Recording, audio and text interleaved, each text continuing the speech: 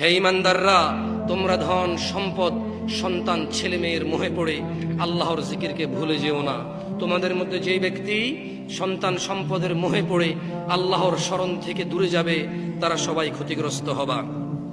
ইন্নামা আমওয়ালুকুম ওয়া আওলাদুকুম ফিতনা, তোমার এই ধন সম্পদ আর ছেলে সন্তান পরীক্ষা ছাড়ার কিচ্ছু না।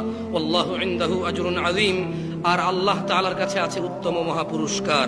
দিনী ভাইরা, রিজিক নিয়ে তো চিন্তিত কেন তুমি তোমার রিজিক নিয়ে চিন্তিত হও, কিন্তু পেরেশান হয়ে উদাসীনতায় মগ্ন থাকিও না।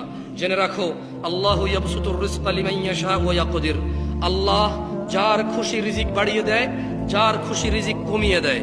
ওয়াফারিহু বিল হায়াতিদ দুনিয়া ওয়া মাল হায়াতুদ দুনিয়া ফিল আখিরাতি ইল্লা মাতা, তারা পৃথিবীর জীবনের আনন্দে মেতে আছে, অথচ পৃথিবীর জীবনের